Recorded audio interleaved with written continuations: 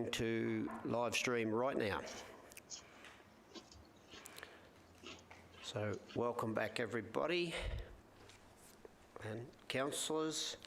So as we can, we've had our little break and we can move forward now to 5.4.1, which is our draft budget for 2020 and 21. So we have in attendance our Finance Manager, Ms Collins. Welcome, Liz. Thank you, Mr Mayor and councillors. Today before you, you have the draft budget 2021 for consideration for releasing for public submissions in accordance with the process under the Local Government Act 1989. The submission period will close on the 24th of July, and then following the closing of submissions, a committee of council will consider all of those submissions at a meeting on the 11th of August. Any recommendations made by the committee of council that impact on the budget will be included in the final budget that will be presented to council on the 26th of August for consideration for adoption. Councillors will note that whilst the rate cap set by the Minister for Local Government for the 2021 year is 2%, the draft budget before you today proposes that rates and charges remain at the same level as the 1920 year. That in effect is a zero rate increase. The draft budget also proposes that user fees and charges remain at the same level as the 2019-20 year. The draft budget estimates that an operating surplus of 19.8 million will be achieved for the 2021 year. But when taking into account one-off capital income items, it's expected that the adjusted underlying surplus would be approximately $252,000. Also to note is the impact that the advance payment of $8.2 million of the Victorian Grants Commission 2021 allocation has had both on the forecast for 19-20 year and also on the forecast surplus for the 2021 year. That $8.2 million is accounted for in the 19-20 year as opposed to the year for which the allocation is provided. Further, when taking a longer-term view of the operating surpluses and the underlying surpluses, it's estimated for the 4 years of the Strategic Resource Plan that all years we will expect an operating surplus as well as an underlying operating surplus.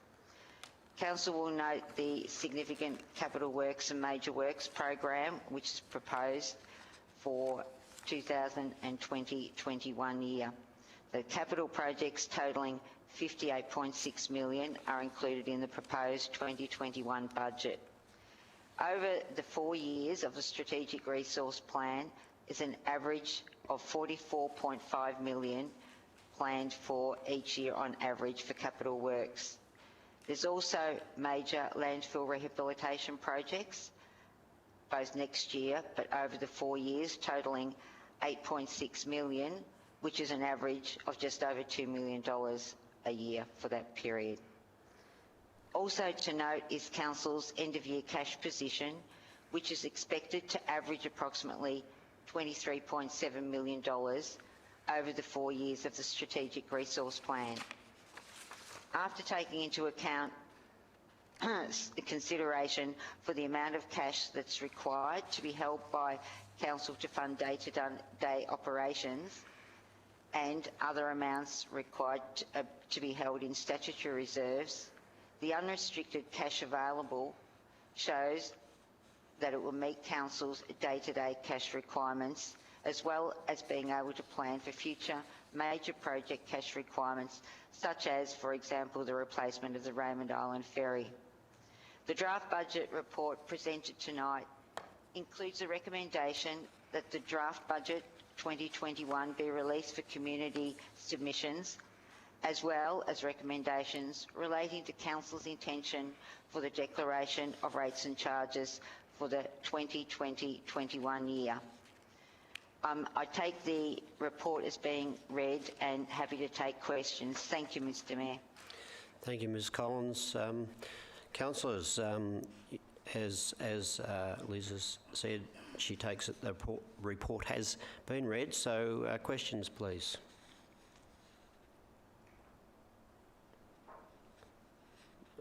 Can't hear you, Dick. Did you speak? Only to myself. I just said there should be no questions. Liz has done a good job and is out for public consultation. Our conversation should really happen once all those responses are returned into council. Good, thank you. That's all I'd be saying. Well done, Liz. Absolutely. So, all right, would we... would somebody like to move? I'm happy to move, Mr Mayor, that the draft budget for the year 2021 be released for public consultation and information. Thank you, Councillor Ellis. Was somebody second that, please? Councillor Rotino. All right. So, Councillor Ellis, do you wish to say a few more words? Yes, I'll keep them as few as I can. Simply to say again, thank you to Liz for this next important stage in the budgeting process of the Shire of East Gippsland. We look forward to members of the public having a look at our budget and the way in which we as an organisation manage ourselves and the challenges that we face. And if they have a comment, I encourage them to submit them, because I know Ms Collins will be looking forward to gaining many, many responses, more so than even the Omeo bike trail. So there you go. But thanks again. Thank you. How about yourself, Councillor Rotino? Would you like to speak? Thank you, Mr Mayor. In support of this recommendation, I too acknowledge the work of Liz and also her finance team in helping us pull this together.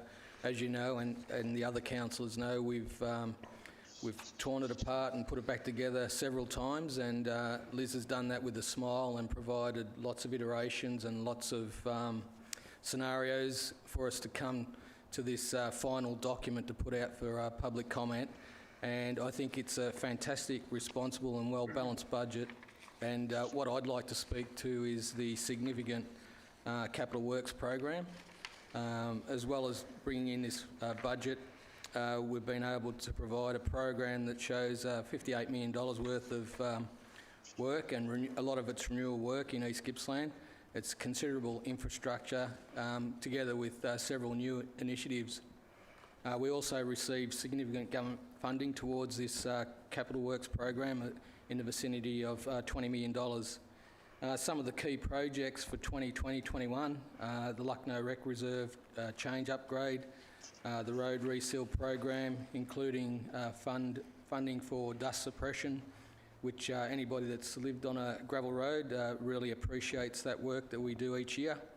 The upgrade of Moroney Street, the Omeo Valley Road major rehab works, the gravel road renewal program, Jemmy's Point Stage 2, another significant infrastructure project for the visitor economy, the Eagle Point Foreshore Hub, the Genoa Pedestrian Bridge, the Bullock Island Bridge, Hospital Creek, Warriera Road Bridge replacement, Turners Road Bridge Deptford, the World Sporting Precinct Stage 1, council building renewals, streetscape works in Lakes Entrance, the Omeo Mountain Bike Project, renewal and upgrades of information tech systems with a focus on helping deliver more efficient and customer-centric services that we're all focusing on. The construction of Cell 4 at the Bairnsdale landfill, looking at the growth of the region, Lakes Entrance transfer station upgrades, and the implementation of the Bullock Island Master Plan, to name a few. Thank you, Mr Mayor. Thank you, Councillor Rotino. Would anyone else wish to speak to this document? Be very happy to, Mayor. Councillor Reeves, yes. Yeah, look, thanks very much, councillors. This is a responsible, equitable and certainly in the long-term interests of East Gippsland and its community. And I congratulate councillors and officers for the collaboration. Collaboration doesn't mean cooperation. It means there was a lot of differences of opinion and people's thoughts and hearts and souls went into this. But as has been noted, Ms Collins, thank you for your work in actually putting it into a numerical document. It's been framed to ensure the organisation is resourced to deliver the work, services and initiatives set out in our revised council plan, which we'll be dealing with in a couple of moments as well. And members of the community should be very aware of the challenging events that have surrounded this budget.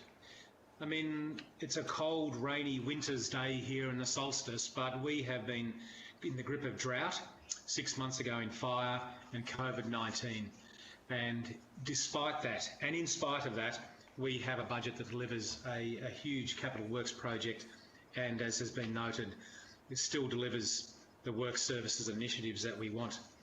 What's also important is the local government minister setting a rate cap, and council is proposing a general rate and municipal charge that will remain at the 2019-2020 average level for the 2021 year, as in, that is, 0% increase in recognition of the financial challenges many ratepayers have and continue to experience as a result of the events this year, as have been described. Councillors, we've torn this apart. We've landed on the fact that we will have a differential rate for farm class of properties that will be reduced from 82.5 to 80% of the general rate, and the differential rate of commercial industrial properties is proposed to increase ever so slightly from 143 to 145%. But the total rates and municipal charges will not increase over the 2019-20 total, but there will be variations to individual rate assessments, and it should be noted, and we should be prepared to be able to answer those questions and queries in the 223 hearings. There will be individual variations due to the evaluations undertaken by the Victorian Valuer General. The estimated change in revenue from the rates and municipal charges from 2019-20 to 2021 for the three classes of properties will be a 0.2% increase for residential, 2.2% decrease for commercial industrial, and a 1.23% increase for farming properties. Insignificant in the scheme of things, councillors. Councillors, it's a great piece of work and I commend it to you. And I'm glad I don't have to read out the recommendation in its full entirety. Thank you, Councillor Reeves. And anybody else wish? Councillor Toohey, you wish to speak? Thank you, Mr Mayor. I would just like to make a short comment in regards to this particular budget, as opposed to any of the others that I've been involved in.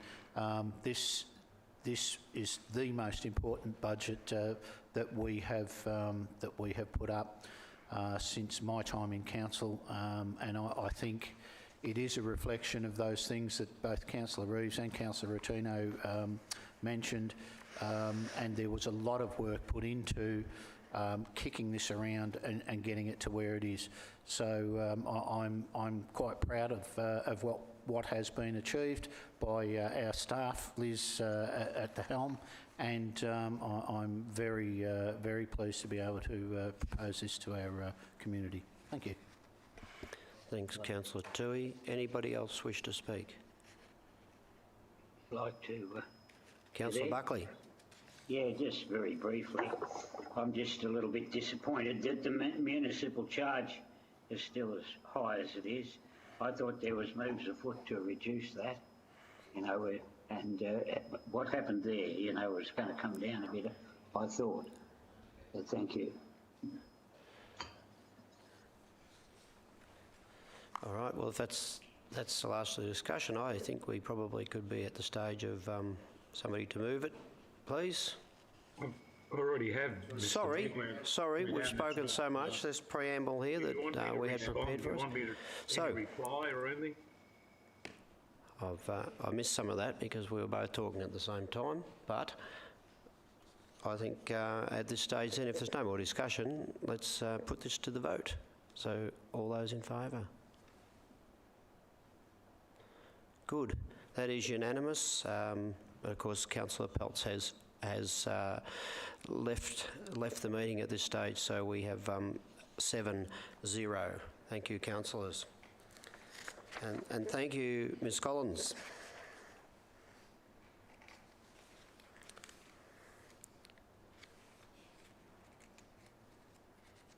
So next we have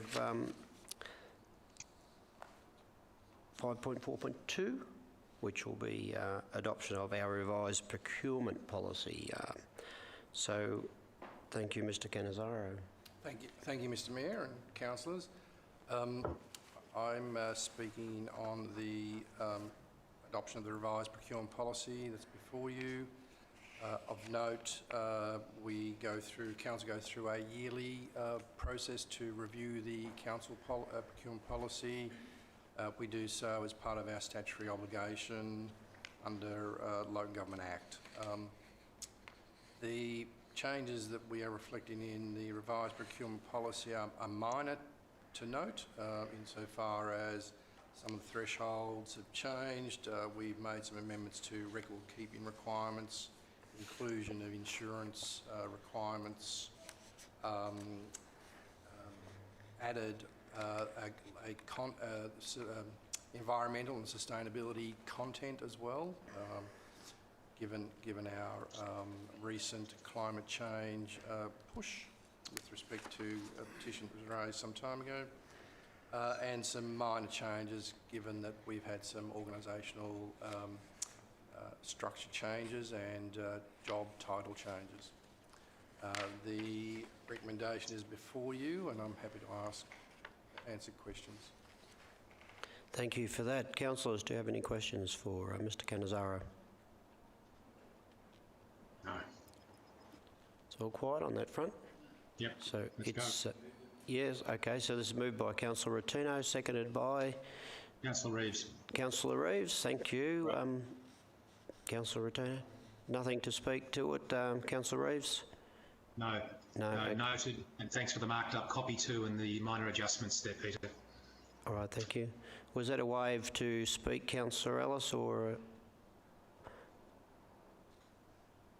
No. No, Mr. Mayor, I'm just practising voting in favour. You're getting ahead of the game.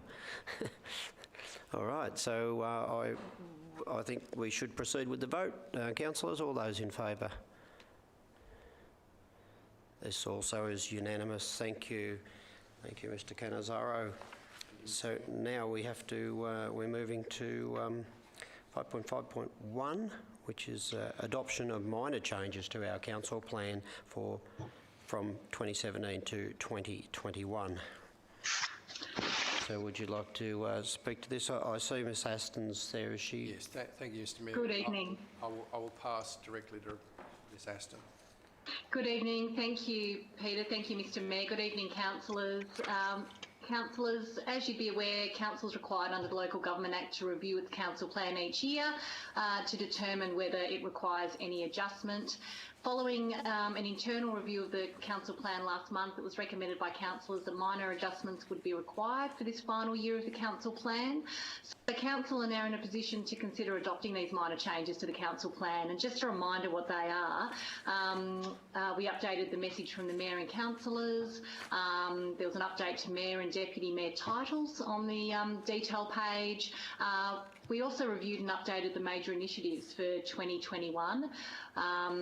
And just a reminder that the major initiatives are those key projects that support achieving the objectives of the council plan, and they provide part of the operational plan for our officers to deliver on. There are 12 major initiatives to deliver in 2021, and one of them that you did mention earlier, the Omeo mountain bike project. So under the provisions of the Act, Council is required to adopt these minor changes made to the revised council plan by the end of June. So Council, there are 4 recommendations before you. Very good. Thank you for that. Councillors, any questions or queries that you might like to ask Ms Aston? None.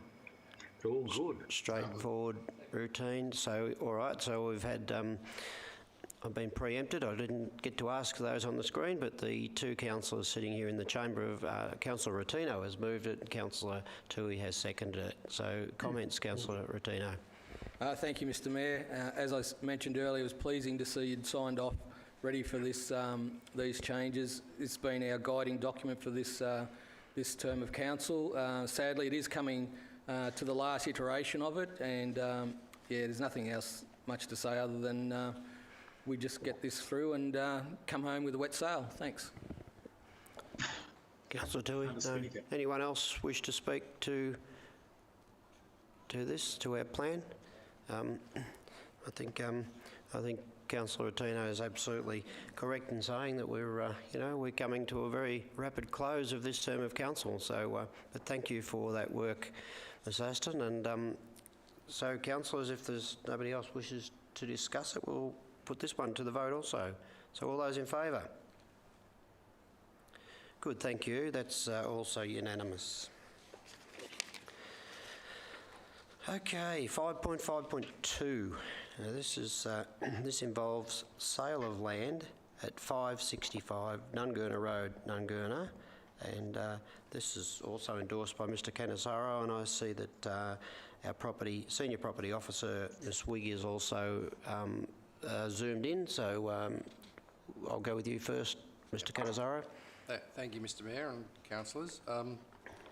I'll take the lead, and if there are any questions, technical questions, Ms Wiggs here to provide some answers for you. But the purpose of this report is to seek authorisation from council to complete a discontinuance and a sale of unused road reserve and discontinuance and sale of part of a road reserve, both of which are owned by council, to owners of 565 Nungurna Road in Nungurna.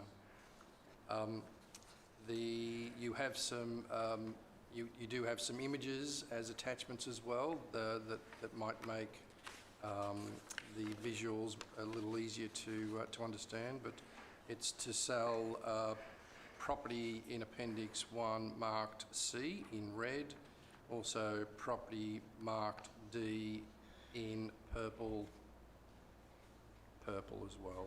So the recommendations are before you, councillors, and happy to answer questions or through me or through Ms Wigg. Thank you for that. So, councillors, I believe we were thoroughly briefed recently on this sale of land. So, if you had any other questions for either of the officers, please ask them now. Anyone got questions? No, happy to move it, Mr. Mayor. Good. Thank you, Councillor Ellis. Do we have a seconder? Happy to second it, Mayor. Oh, Councillor Reeves, thank you. Sorry, I was switched off there for a second. Yep. Would you wish to speak to it, Councillor Ellis? The report as published in the agenda, I think, tells the true story, and it makes sense. So I just simply say, let's move ahead, Mr. Mayor. Okay, agree. Councillor Reeves? Yeah, likewise, I hope the benefit to the landowners there is the same as it is to us. Yes. Mutual benefit. Yeah, that's right, mutual agreement. So, all right, no other speakers? Good, thank you, councillors. All right, we'll put this to the vote now. So all those in favour? Again, unanimous. Thank you, councillors. Now, Mr. CEO, item 6, do we have any urgent or other business? I haven't been advised of any, Mr. Mayor. Thank you. Mr. Mayor, I was going to raise the issue that Councillor Pell's mentioned about Rural Councils Victoria and working with rural councils to come up with the COVID stuff that would enable or encourage people to come out to the regions under certain guidelines. But seeing she's not present, it's probably not the right thing to do. All right. Thank you for that, Councillor Attino. And of course, with the recent alterations in movements at the moment, it's possibly a little premature. Although it was not the news that we wanted to hear, but it's happened. So we can't change that. All right, that leaves us to our confidential business, which is item 7.1. So I'd ask that somebody would like to move that we move into. Yes, Mr. Mayor, I'll move that Council will now close the meeting to the public in accordance with the provisions of Section 662 of the Local Government Act 2020 to consider item 7.1 as the item relates to council business matters. Thank you. So, all right, so councillors wish to move into private session. So, We've got a seconder in Councillor Toohey, and those in favour? Unanimous, thank you. So we'll just wait a moment until the live